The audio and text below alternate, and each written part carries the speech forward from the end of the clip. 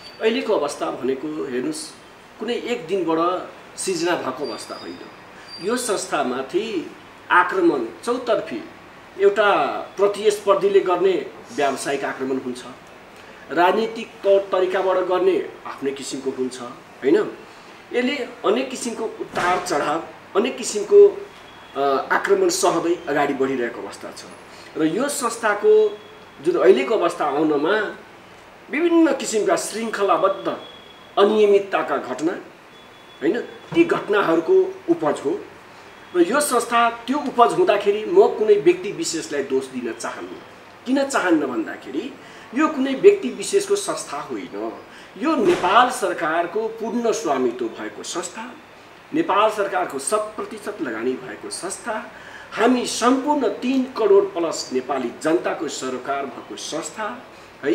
त्यसकारणले नेपाल सरकारको जुन नीति नियम छ, उहाँको जुन नीति नियम बनाउने र उहाँको जुन कार्यान्वयन गर्ने, जुन लागू गर्ने जुन निकायहरू छ र सरकारको नजर संस्थानहरूप्रति एउटा नेपाल वायुसेवा निगम मात्र नभनु त्यसबाहेक अनेक संस्थाहरू तपाईले अहिले चाहिँ हेर्दाखेरि बन्द भएको श्रृङ्खलामा हेर्न पाउनुहुन्छ। किनभने जुन बेला संस्थानहरूको जुन स्थापना गरियो, जुन एउटा क्रान्ति आयो, त्यो क्रान्ति आउनुको उद्देश्य के थियो भन्दाखेरि आम नागरिकलाई जब आपत र विपद पर्छ, राष्ट्रलाई जब सङ्कट पर्छ, आइपरेको बेला प्राइभेट सेक्टरले चाहे अन्य सेक्टरले सकेको किसिमले, सरकारले चाहेको किसिमले सहयोग गर्दैन, त्यसले चाहिँ एकलौटी मोनोपोली गर्छ। त्यसकारणले आम नागरिकलाई सहज सुविधा किसिमले गुड गभर्नेन्स हैन सञ्चालन गर्ने सरकारको एउटा सारथीको रूपमा संस्थाहरू हुनुपर्छ। जनताको सेवा सुविधालाई मध्यनजर गर्दै केन्द्रबिन्दु पार्दै उहाँले आफ्नो सेवा प्रवाह गरोस् भन्ने हिसाबले स्थापना भएको हो। 2 वर्ष पहिले गर्दाखेरि 54 अरब भन्न सुन्या हो, ठ्याक्कै एक्ज्याक्ट डाटा हामी खोज्दैछौँ रिपोर्ट के छ भनेर, जबकि 50 अर्ब तपाईँको 10-11 वर्ष पहिले नै गरेको थियो भन्ने जानकारीमा छ। बुझ्नुभयो? जो यहाँको पहिलेको निर्देशकहरू हुन्छ नि, उहाँहरूले भन्नुहुन्छ हाम्रो प्रोपर्टी यति थियो। जब 10 वर्ष पहिले त्यो थियो भन्दा 50, अब त स्वाभाविक बढेर होला। त हाम्रो अनुमान जुन साथीले भन्नुभयो नि करिब 80-90 1 अरबै त्यस्तो कुरो चाहिँ हुन्छ। बुझ्नुभयो? त्यो अवस्था छ। पठाइसकेपछि हामीलाई पनि जानकारी भएन, न म्यानेजमेन्टलाई जानकारी भयो र गोप्य रूपमा चाहिँ पुनः अर्को डिडिए कमिटी बनायो।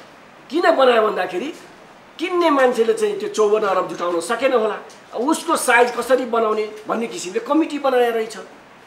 अनि हामी सोधखोज गर्दै गयौँ, 3टै सहित गयौँ त्यहाँ विज्ञप्ति सहित सोद्धाखेरि तपाईँहरू हावादारी कुरा नगर्नुहोस्, केही पठाइया छैन। 10 वर्ष पहिले जो विज्ञापन जुन मस्यौदा बनाएको थियो त्यही पर्यटन मन्त्रालयबाट तीव्र लिएर उनीहरूले अध्ययन गरा हो हैन।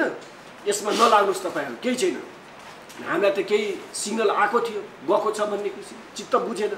महाप्रबन्धकज्यूलाई भन्यो यो कुरा के थाहा पाउने बित्तिकै 3टै ट्रेड युनियनले विज्ञप्ति सहित यस्तो सुन्नमा आएको वास्तविकता के हो, किन हाम्रो अभिभावक पहिले महाप्रबन्धकज्यू हो, किन उहाँबाट हाम्रो बोर्डबाट नभइसकेपछि मात्र हाम्रो मन्त्रालय जाने हो, किन हामी कर्मचारी हो, ट्रेड युनियन कर्मी हो, हाम्रो पनि एउटा प्रोपर च्यानल हुन्छ। त्यस अनुसारले उहाँलाई बुझ्न गयौँ। बुझ्दाखेरि उहाँले हामीलाई हप्की दप्की गरेर यस्तो कुरो नसुन्नुहोस्, यो गलत कुरो हो, तपाईँहरू बुझ्नुहोस्, मेरो शरीरमा एक थोपा रगत रहन्जेलसम्म तपाईँहरूसँगै टी सर्ट लगाएर यो संस्था बच्चाको लागि सँगै हिँड्छु बोल्नु हो। तर यो बनाउँदै गर्दाखेरि उहाँले सल्लाह पनि गर्नु भएन, जानकारी पनि दिनु भएन है। पछि हामीले उहाँलाई अलिक घेर्यौँ, रोक्यौँ र यी प्रबन्ध पत्रहरू प्राप्त गर्यौँ। उहाँले यहाँबाट कभरिङ गरेर जुन लेखेर पठाएको त्यो चिठीहरू पनि प्राप्त गर्यौँ। प्राप्त गरिसकेर अध्ययन गरिसक्दाखेरि त्यहाँ जुन तपाईँहरूले पनि प्राप्त गरिसक्नुभयो होला, नभए हामी उपलब्ध गराउँला। त्यहाँ जुन देखियो नि 51% छ। हाम्रो भनाइ के हो भने जब नेपाल सरकारको संस्था हो भनेपछि तपाईँ कम्पनीकरण गर्ने भने 51% नेपाल सरकारको रहने हो कि होइन, त्यसपछिको बाँकी यसरी गर्ने छटपष्ट हुनु पर्यो नि त। तर त्यहाँ प्रश्न छैन, आशंका हाम्रो त्यही छ। 51, 30, 14 र 5 यस्तै छ के हैन भनेको त्यसमा छैन। हाम्रो भनाइ के हो भने कम्पनीकरण गर्नुहुन्छ राम्रो नियतको साथ हो भने नेपाल सरकारको यति रहने र हाल नेपाल वायुसेवा निगमले राष्ट्रिय ध्वजावाहकको हिसाबले गरिआएको सेवा सुविधा जनतालाई जुन प्रोभाइड गरिरहेछ, उपलब्ध गराइरहेछ, दिइरहेछ, त्यो रहिरहने गरी हुनु त पर्यो नि त। मान्नु भोलि प्राइभेट होला रे, कम्पनीकरण गर्नाले हाम्रो पीडित दुर्गम क्षेत्रमा जो उडान रोक्देला, प्रफिट हुने ठाउँमा मात्र गरेपछि हाम्रो जनताले त दुःख पाउँछ। हाम्रो भनाइ त्यहाँनिर हो, त्यो धराप हुनु भएन, सखाप हुनु भएन, त्यो स्वाभिमानका साथ जान्छ भने हामी स्वीकार गर्छौँ। तर ओपन हुनु पर्यो। 2 दिनको दिनमा तपाईँ बनाएर सुटुक्क दिने अनि केही बनाएको छैन भन्दाखेरि आशंका यहाँ पैदा भएको हो। अब उहाँ त राजनीति नियुक्ति आउनु भएको छ, अब धेरै महाप्रबन्धकज्यूहरू आउनुहुन्छ, कोही 2 वर्ष बस्नुहुन्छ, कोही 3 वर्ष बस्नुहुन्छ, जानुहुन्छ। त्यो हाम्रो सरकारको विषय होइन। तर हाम्रो सरकार र माग नेपाल सरकारसँग छ, पर्यटन मन्त्रालयसँग छ, अर्थ मन्त्रालयसँग छ, हाम्रो अभिभावक उहाँहरू हो, उहाँहरूले नियुक्ति गरेर पठाउनु भएको छ। यो संस्थाको जुन गौरव छ त्यो हट्नु भएन, रहन पर्यो। त्यो हो भने हामी सरकारको निर्देशन मान्न तयार छौँ।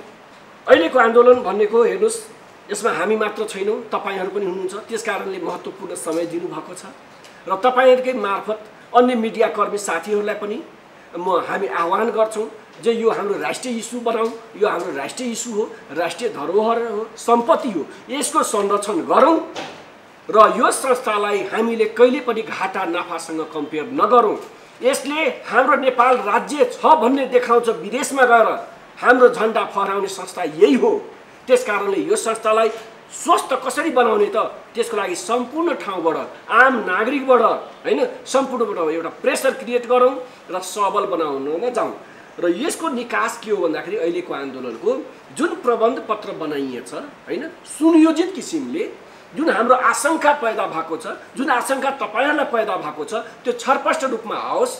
मन्त्री स्तरीय, सचिव स्तरीय बसेर एउटा विज्ञ राखेर बाह्य एयरलाइन्सहरूलाई कसरी चाहिँ उकास्या छ, कसरी अगाडि बढाएको छ त इतिहासविदहरू, ती एक्सपर्टहरू राखौँ, त्यो किसिमको क्राइटेरिया बनाऊ र सरकारले नै चाहिँ अगाडि डोर्याउनु पर्यो। यसलाई बेच्दैमा तपाईँको यो सुध्रिन्छ भन्ने ग्यारेन्टी छ र आज छैन नि। किनभने भोलिको दिनमा प्राइभेटमा गए पनि काम गर्ने कर्मचारी यही हो कि होइन, पाइलट यही हो कि होइन, जहाज यही हो कि होइन। यदि सबै स्रोत साधन यही हुन्छ भने नेपाल सरकारकै हुँदाखेरि किन नसुधार्न सक्ने? त्यसको अर्थ त नेपाल सरकार र नेपाल सरकारको नीति र नेपाल सरकारले नियुक्ति गरेको चाहिँ नियुक्ति प्रक्रिया गलत हो त, हो कि होइन? त्यसले गर्दा त्यो चाहिँ करेक्सन हुनुपर्छ र यो प्रमाणपत्र फिर्ता हुनुपर्छ।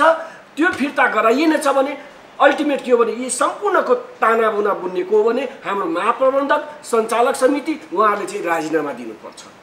त्यो ठाउँमा नेपाल सरकारले करेक्सन गर्नुपर्छ। विज्ञ व्यक्तिहरूलाई, सक्षम व्यक्तिहरूलाई चाहिँ बोर्डमा नियुक्त गर्नु पर्यो, एमडीमा नियुक्त गर्नु पर्यो, उहाँहरूलाई टार्गेट दिनु पर्यो। टार्गेट मिट गर्दैन भने उहाँलाई निकाल्नु पर्यो होइन।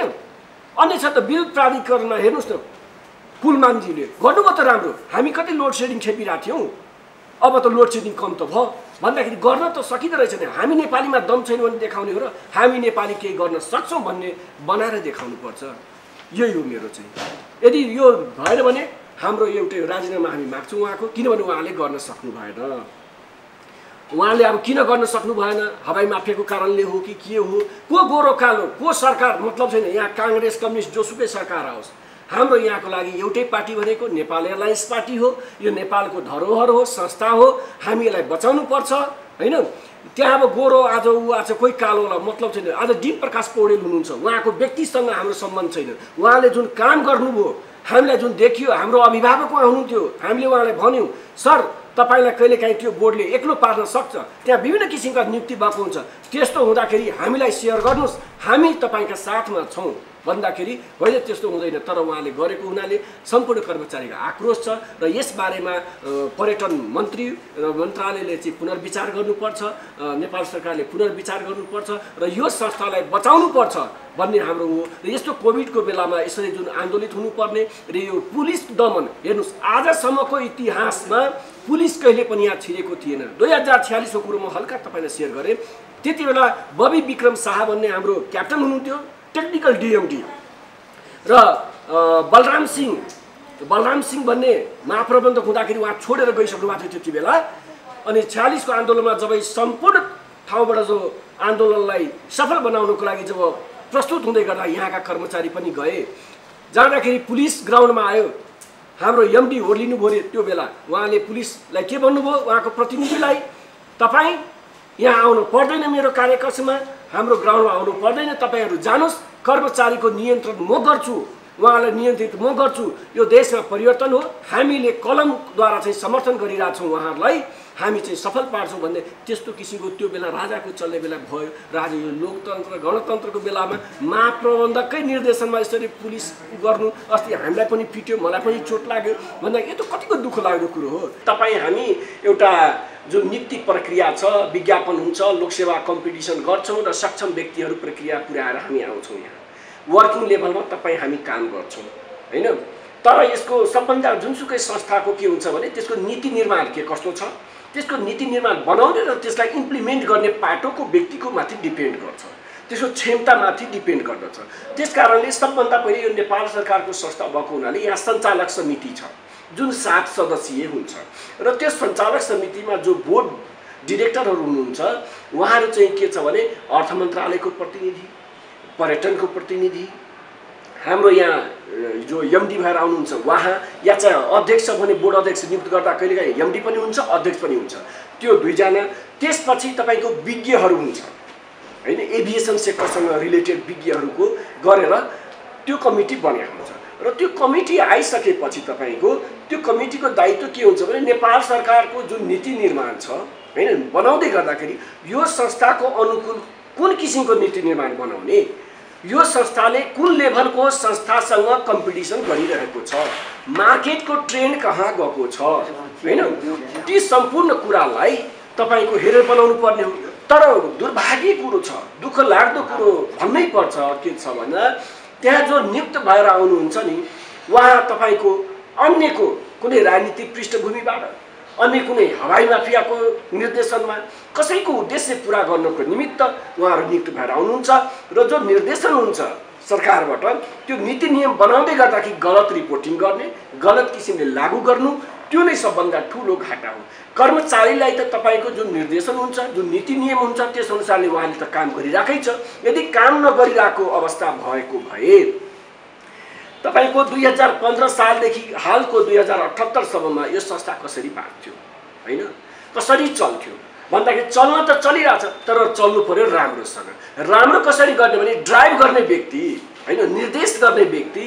जब मुहानमै तपाईको फोहोर पानी छ भने तल त सफा आउन सक्दैन, किनभने माथिबाट जो निर्देशन हुन्छ त्यही लागू हुने हो। त्यसले गर्दा त्यो निर्देशन लेभलमा, नीति निर्माण गर्ने लेभलमा नै उपयुक्त भएन र सरकारले चाहिँ यसलाई बायस गर्यो। बायस यो मानेमा पनि म भन्न चाहन्छु तपाईलाई, अन्य संस्थानहरू छ हुन उहाँहरूको हामीले डाहा गरे होइन, तर एउटा कम्पेयर गर्दै गर्दाखेरि ती संस्थानहरूले पनि हामी नेपाली नागरिकलाई नै सेवा गरेका छन्। नेपाल ओयल निगम होस्, चाहे विद्युत प्राधिकरण रहन्, चाहे अन्य रहन् हैन, यी नामुद संस्थाहरू भए, टेलिकमहरू भए, तिनीहरूलाई पटक पटक सरकारले चाहिँ आवश्यक परेको बेलामा आर्थिक सहयोग, अन्य विभिन्न किसिमबाट सहयोग गरिरहेको अवस्था छ। तर नेपाल वायु सेवा निगमलाई हालसम्मको अवस्थामा कहिले सहयोग गरेको छैन। सहयोग कहिले गर्यो भन्दाखेरि म तपाईलाई भन्न चाहन्छु, जुन बेला यो एयरबस खरिद गरियो त्यस बेला जमानी बसिदिने भन्ने गरियो, जो तपाईहरुमा अवगत भएको विषय छ। जमानी बस्दै गर्दाखेरि तपाईको 11 देखि 12% सम्म ब्याज दिने भन्यो। तपाई आफै भन्नुस्, यो नेपाल सरकारको पूर्ण स्वामित्व भएको संस्था, नेपाल सरकारकै निर्देशन नियम नीतिमा स्थापित सञ्चय कोष, नागरिक लगानी कोष लगायत अन्य सरकारवाला निकाय, त्यहाँबाट महँगो ब्याजमा जब यसले ब्याज लिन्छ र त्यो हुँदा हुँदा पनि जहाज जब आइसक्यो र यो कोभिड भइदियो र टेक्नोलोजीका कुराहरू हुन्छ, ट्रेनिङका कुरा हुन्छ, अरू स्रोत साधन होइन जे ल्याउने बित्तिकै उडाउन मिल्छ हैन, मार्केटको कुरो हुन्छ र हाम्रै देशको नियम कानुनले पनि होइन, अन्य देशको कानुनले पनि त्यसलाई असर गरिरहेको हुन्छ, वातावरणले असर गरिरहेको हुन्छ। भन्दाखेरि यी कारणले गर्दाखेरि फुल फेजमा यो सञ्चालन हुन सकेन। सञ्चालन नहुनुको कारण के हो भने यसले चाहिँ आफ्नो आर्थिकलाई चाहिँ अलि डाउन गर्यो। त्यसले गर्दाखेरि घाटा फेरि भएको होइन, त्यसले गर्दा राम्रो भएको छ। किन राम्रो भएको छ भन्दाखेरि जुन सेक्टर हिजो हामीले चलाउन सकेका थिएनौँ ती सेक्टरमा हामीले हवाई सेवा सञ्चालन गर्यौँ। हाम्रा नेपाली जनताहरूलाई त्यहाँ पनि सेवा सुविधा दियौँ, त्यहाँ हाम्रो नेपालको पहुँच भयो। हाम्रो नेपालको झन्डा लिएर उड्ने राष्ट्रिय ध्वजावाहक संस्था त्यहाँसम्म पनि पुग्यो त, हाम्रो प्रचार प्रसार त्यहाँ पनि पुग्यो त। त्यसले गर्दाखेरि यो संस्था घाटामा गयो नाफामा गयो भन्नुभन्दा पनि यस संस्थाको गरिमामय नेपाल राज्यमा र नेपालभन्दा बाहिर गएर कुन किसिमको छ त्यो हेर्ने हो हामीले।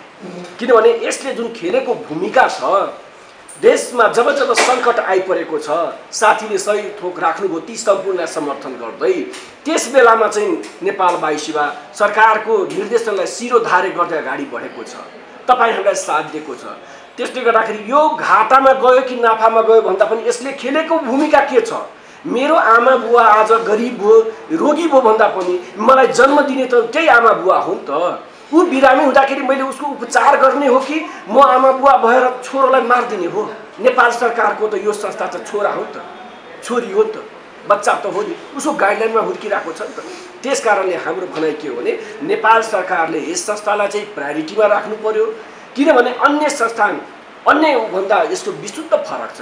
हिजोको दिनमा दिल्ली लगायत विभिन्न ठाउँमा हवाई सेवा हाम्रो नहुँदै गर्दाखेरि कतिको फेयर महँगो थियो, तपाईँहरू पनि जानुभयो होला। दिल्ली जाँदाखेरि 40-50 हजारसम्म पनि हामीले तिर्नु परेको छ हो।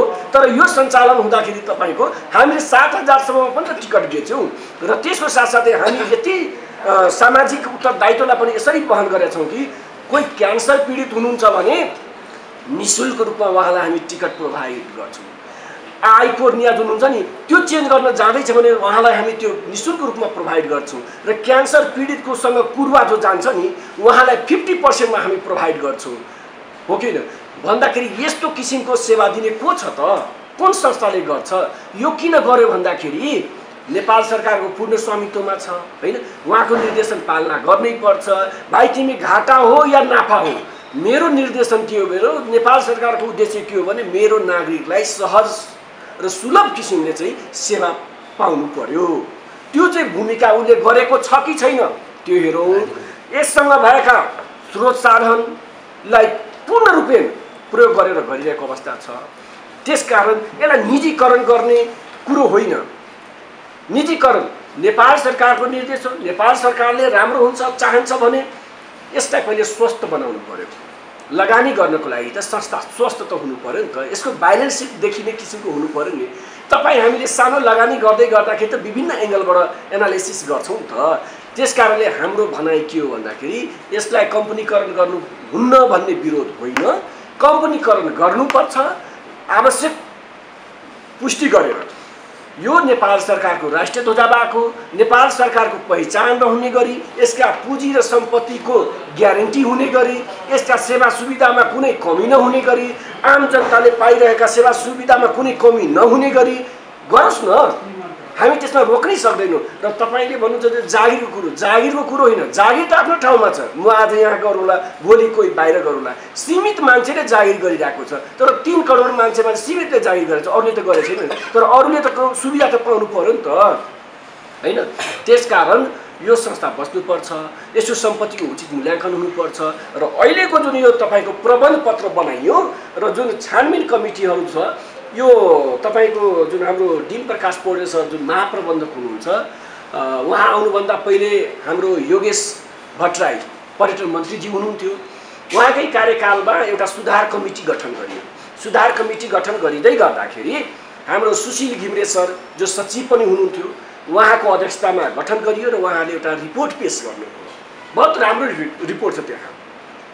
उहाँले रिपोर्ट पेश गर्दै गर्दाखेरि यो संस्थाको पुँजीलाई चाहिँ 2 अरबसम्मको पुर्याएर अनि मात्र केही गर्नुपर्छ र यसले गरिरहेको ग्राउन्ड ह्यान्डलिङ जुन सेवा छ नि यसले 2 अरबसम्मको जुन 32-33 करोड छ नि, यस त्यो रिपोर्टमा उहाँले के विभिन्न अल्टरनेट विकल्पहरू दिँदै गर्दाखेरि यो संस्थाको पुँजी पहिले बढाउनुपर्छ, सरकारले पहिले लगानी गर्ने अनि मात्र बाह्यलाई चाहिँ विश्वास हुन्छ।